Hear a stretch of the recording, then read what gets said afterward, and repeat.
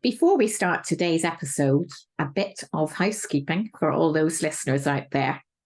Whichever your podcast listening platform of choice, Apple Podcasts, Google Podcasts, or Spotify, reviews can make a huge impact. And not only do we value your feedback, which can help us create better content, it will also help others discover the podcast. So spread the love and leave a review if you've got a minute. And with that, on with today's show.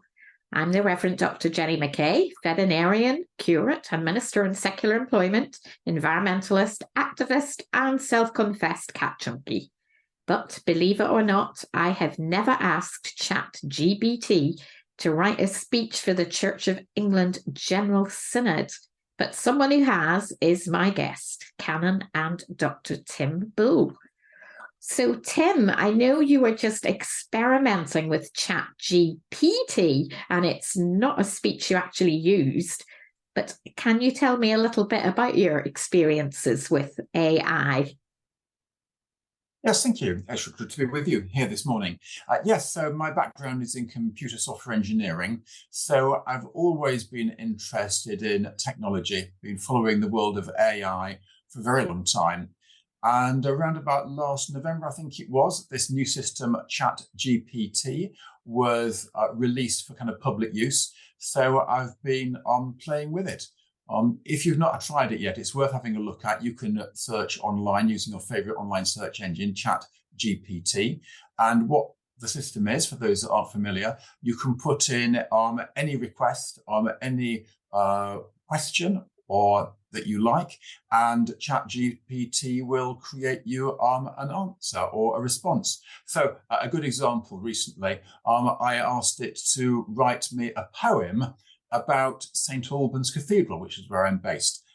So this is what it started with. I won't read the whole thing. This is verse 1. St. Albans Cathedral, a sacred delight.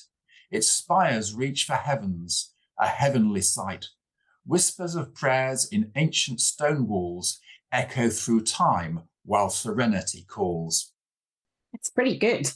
It's pretty good, apart from, of course, the fact that it talks about the spires of St. Albans Cathedral, and anybody who knows our cathedral knows it has no spires at all. It's literally just making up random words without really any underlying intelligence. Oh. And that was part of the problem with the General Synod speech. It sounded great on the surface, but it was actually pretty free of any content or meaning. Yeah. So, yeah, like you said, it's just scanning, isn't it, for words associated with cathedral, I guess, and poetry. And it's not specific. But yeah, pretty good, pretty interesting. And you also taught a course, didn't you, Tim, which was Artificial Intelligence, a Christian response? That's right. In fact, I'm getting more and more invitations to talk about AI in different contexts.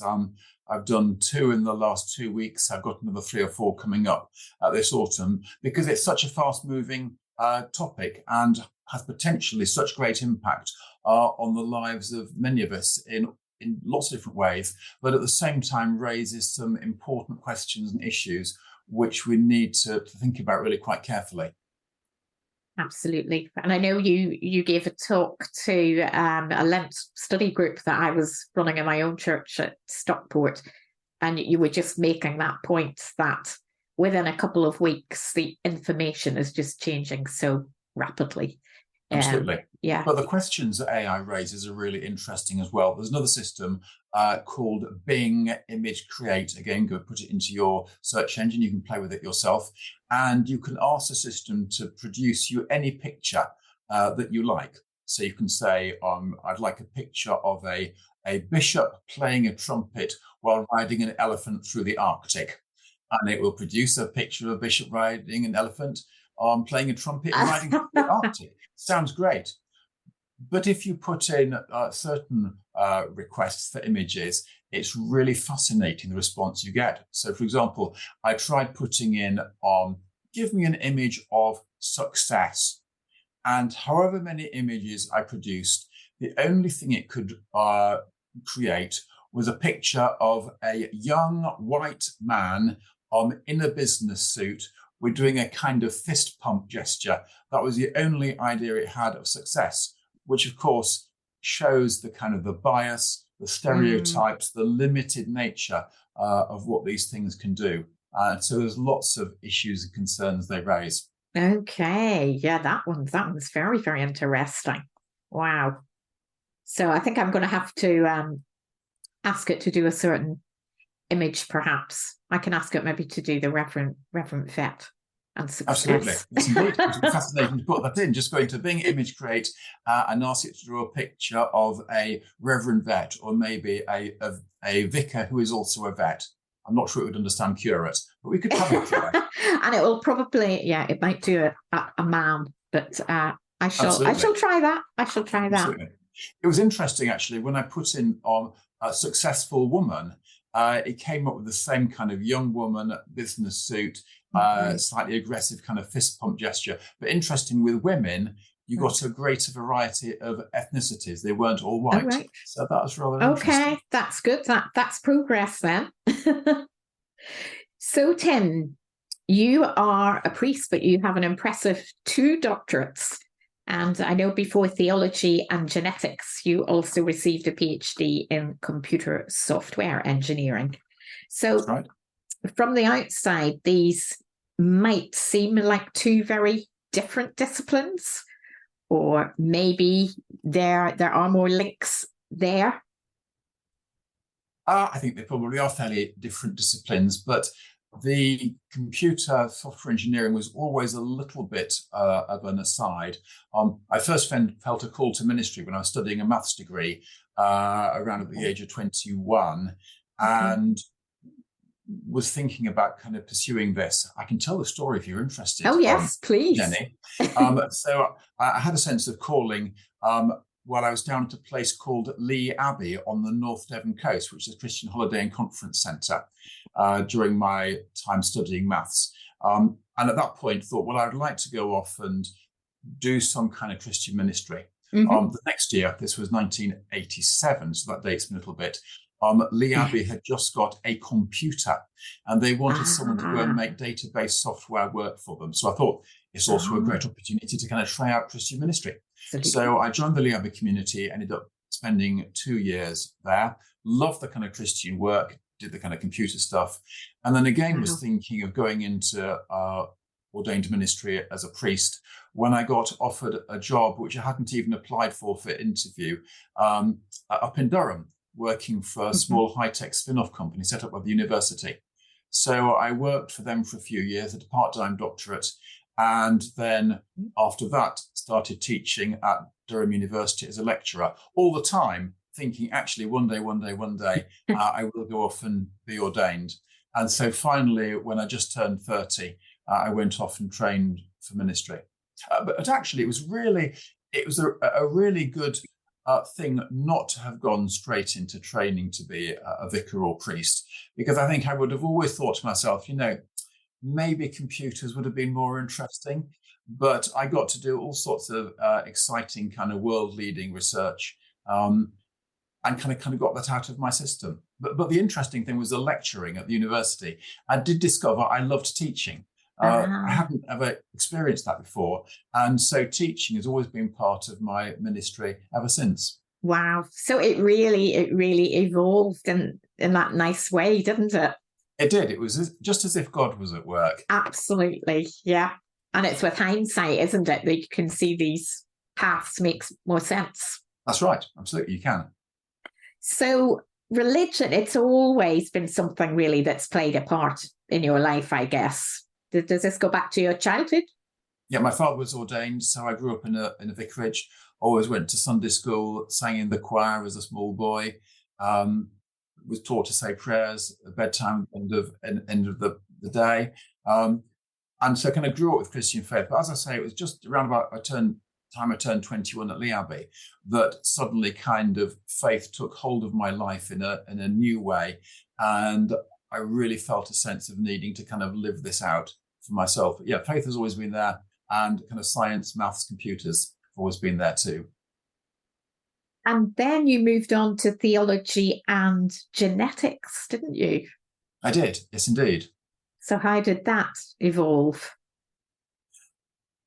Well, I'm not quite entirely sure how I ended up doing that. I mean, I was always interested in kind of the relationship between science and faith, and I think I had been reading some works about kind of genetic engineering. I mean, I started this PhD 20 years ago now, when it was a kind of a new and evolving topic, and I was just really interested in how could Christians engage with genetics and issues in genetics in a kind of theological way.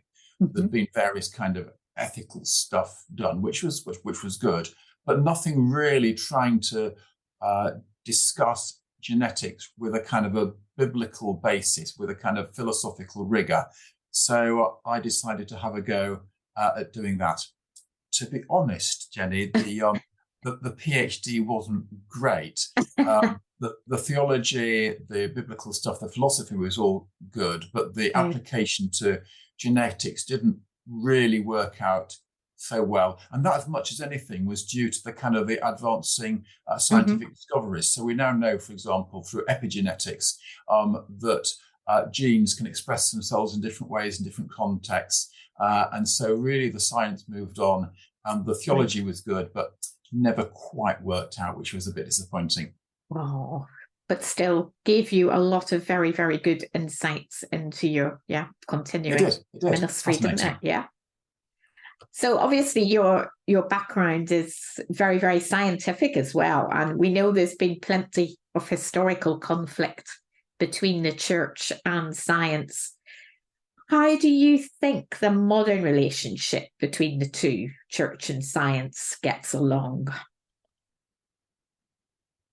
I think that in some places there is a sense that there is a feeling of tension between the two. I mean, people like Richard Dawkins, writing The God Delusion, want to kind of, in a sense, manufacture a chasm where I don't think there is one particularly. So, for example, I think that studying science enables us to kind of have a greater appreciation of and worship for God.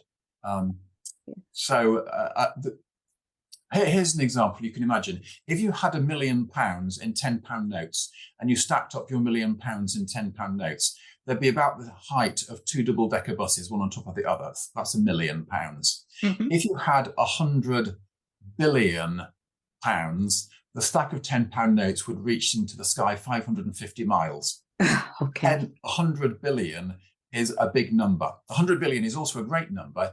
It's approximately the number of stars in our galaxy. It's approximately the number of galaxies in the universe. It's approximately the number of neurons in a human brain. It's approximately the number of seconds since King David lived on Earth. It's a fantastic number. But when you kind of appreciate just the size and vastness of the numbers involved, for me, it helps me to appreciate the kind of the size and vastness and awesomeness and majesty of God. And to think that God, who is so awesome, has an interest in human beings, is it's really kind of a humbling experience, and makes my faith deeper rather than weakens it. Wow, I think that's a very, very good analogy as well that you've given us. 100 billion, puts the size of us in perspective with creation as a whole, doesn't it? It does, absolutely.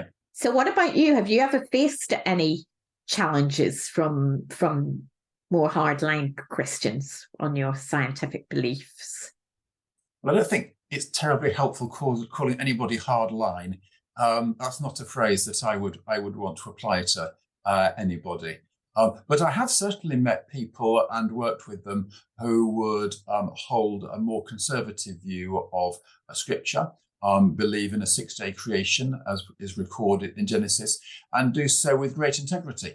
I think their approach would be to say something like, if we start questioning some aspects of the Bible, so for example, the story of creation in 6 days, if we start to question some aspects of the Bible, then might we start to question other aspects? What about the stories about Jesus and his resurrection from the dead? and God's love for the world and the fact that God answers prayer. Where do you draw the line? Where do you say, actually, I can question this, but I can't question that? So for people who would hold a more conservative view, they would say actually the easiest and most logically sensible approach is to not question any of it and take the whole of Scripture as being the inerrant, true word of God. So people can, with great integrity, believe in a 6-day creation. Personally, I don't. And that has from time to time led to, shall we say, vigorous debate. Yes, I can imagine, because I know that's something I get asked and work quite a lot. They say you're a scientist, but you're also a Christian. And some people kind of assume that I will believe that the world was created in 6 days. Yeah, exactly. But, exactly. Of course, there's the evidence of evolution, isn't there? Yes, there is, absolutely. Yes, yeah, and lots of evidence. Absolutely. Wow. Well, I'm going to move on to a slightly different tack, because I know you have another interest. You're a very keen and talented photographer. So what are your favourite subjects for capture?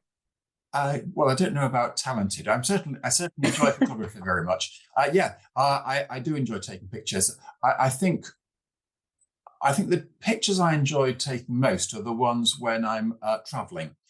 So, for example, just a few weeks ago, I had the opportunity to go with some folk from our diocese to Romania to visit the painted monasteries. If you've never seen the painted monasteries in Romania, they are fantastic. They're painted in a Romanian Orthodox Christianity. They're painted on inside, and also the outside of the churches are painted with the most amazing scenes of kind of saints and angels, of heaven, of kind of the judgment scenes. And to get pictures of these was astonishing. But really, any travel, if it's a kind of a boat on the sea. I've got a lovely picture that I took when I was in Belize. I went out to Key Corker, kind of this beautiful island. There's a lovely boat. I've got a picture of that above the fireplace at home. But yeah, travel pictures generally. They're your favourite. Yeah. And do you have a favourite photo that you've taken above all? I like the one I took of the boat when I was visiting Key Corker off Belize. I've also got one which was an entirely random chance photograph of a squirrel in our garden perched on the branch eating an apple. And it's got the apple in its little paws and it's looking straight into the camera. And I happen to have the right kind of lens to get that framed nicely. I do like that one as well. Oh, wow. So yeah, that one-off, wasn't it? Yeah, you were just there at the right time. It's like a chance random picture, but hey, if you can capture it at that moment, then that's good. And now, going back to your academic work, you taught a course which I think is very, very relevant today, and that was called Truth, Post-Truth, Fake News and Disinformation. And it's really, really difficult for people at the moment to distinguish between what is actual fact and what isn't. So I guess what I want to know is, with the progress of artificial intelligence, do you think it will be even more difficult to navigate social media in the quest for truth? Okay, I'll answer the question in a moment. Just a little bit more background to that work. It's some work I've been doing since 2018 with two colleagues of mine, one who used to be the head of communications for the Church of England, and the other of whom for many years was a producer of BBC programme Songs of Praise and is now an independent filmmaker. And we got together, as I say, about 5 years ago now, realizing that there was an awful lot of kind of fake news, disinformation, post-truth around. So we've done various kind of seminars, symposiums, bringing people together from faith communities, not just Christianity, but Muslim, Judaism, and so on as well. People from the arts, media, science, technology, business, academia, to talk about issues around a project, Where is Truth Now? And arising from this, we've had various courses and so on, which we've run as well. But you're quite right, Jenny.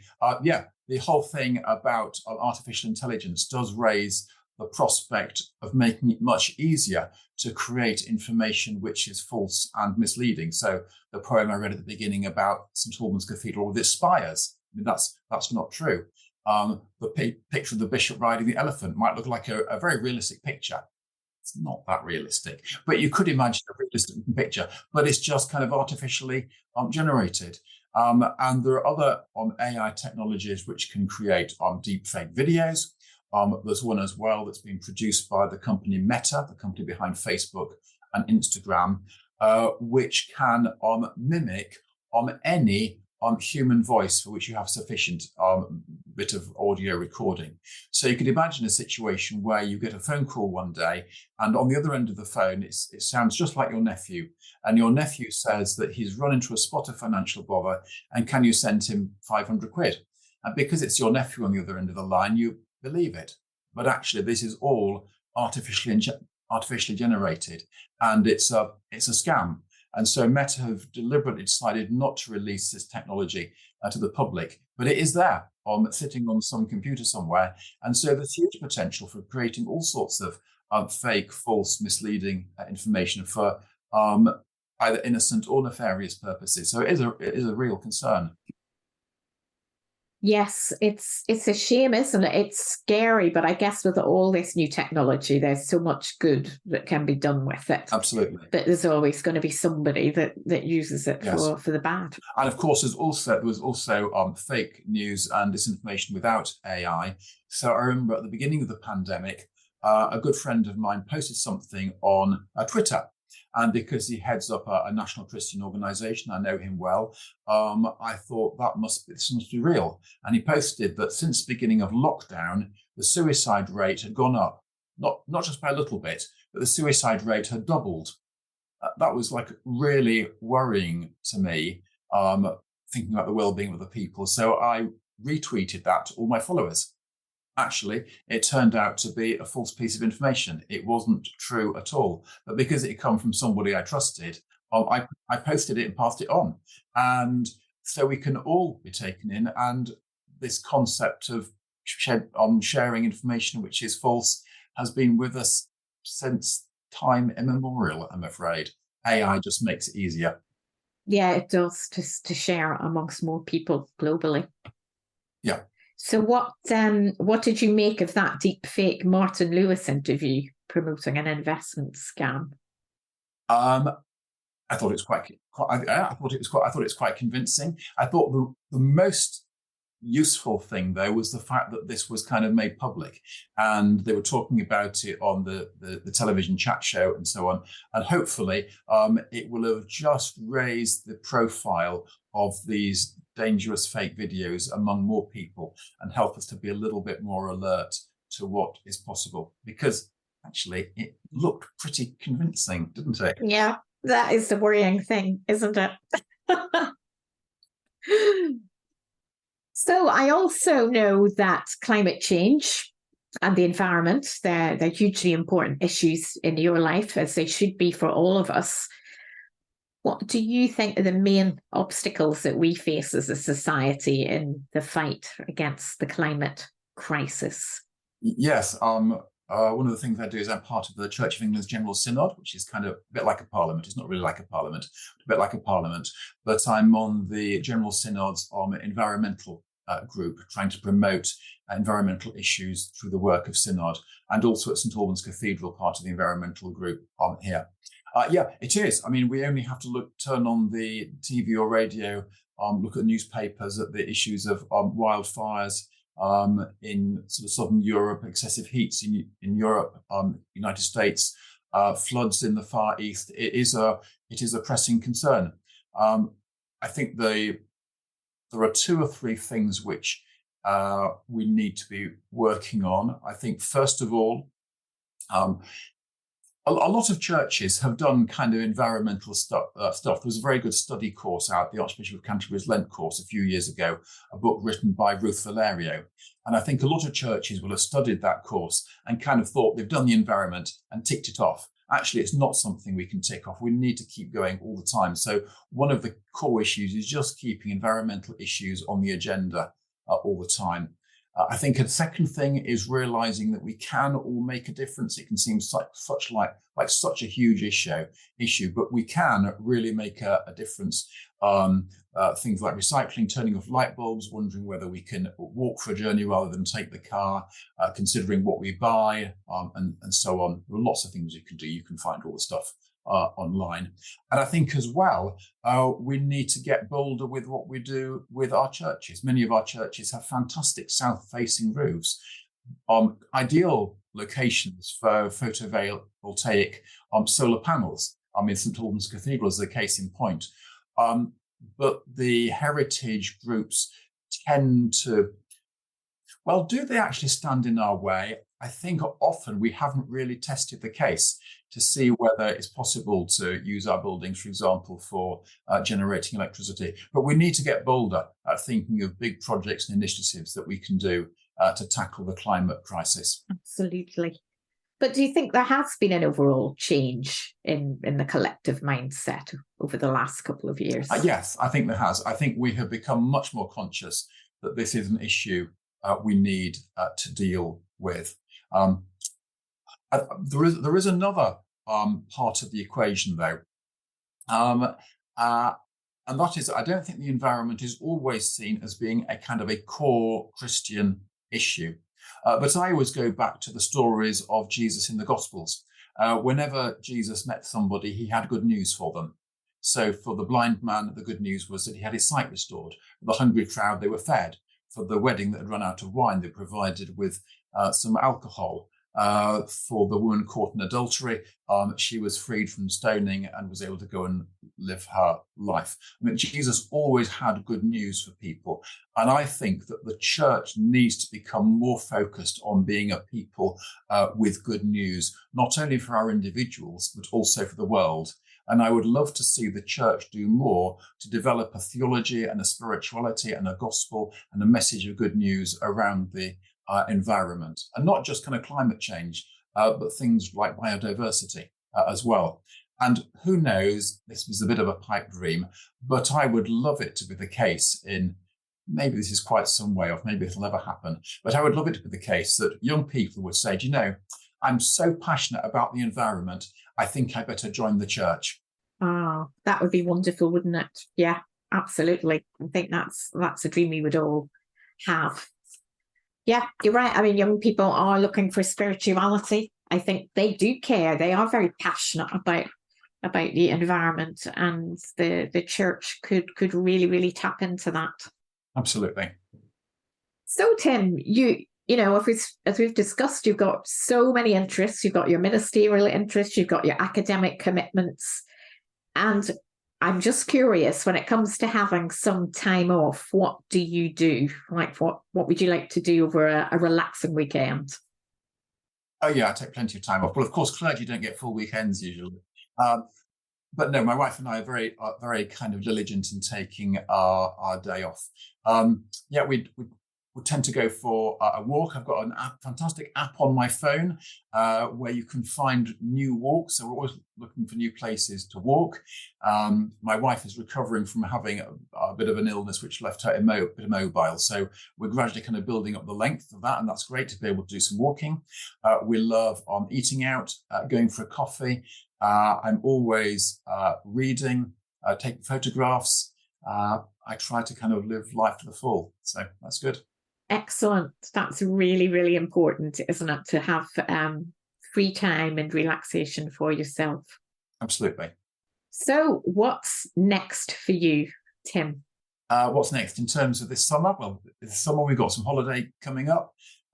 What's next in terms of kind of ministry? I'm continuing to do my work in vocations, which is my main job here. I've got various invitations to talk about faith and AI in different places.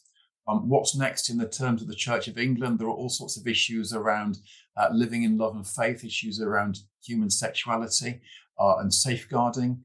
And then I suppose at some point there will be the question of what next in terms of where I go in ministry.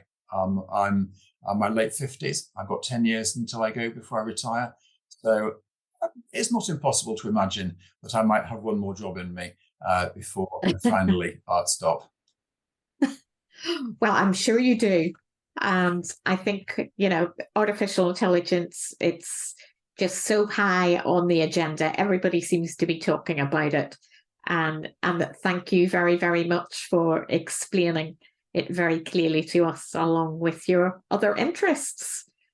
Not at all. It's a pleasure. If anybody is interested in anything I've said, do please follow me. You can follow me on Twitter, and the name is ministry_Tim. So ministry_Tim on Twitter.